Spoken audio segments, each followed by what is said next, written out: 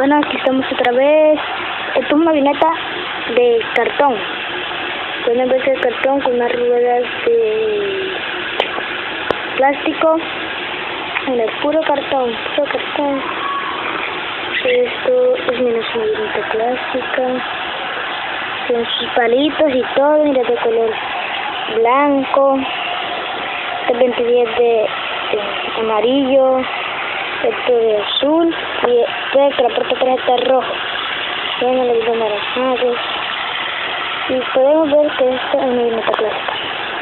Usted lo puede hacer con pegante, boxer, con silicona. Esto se puede hacer a mano.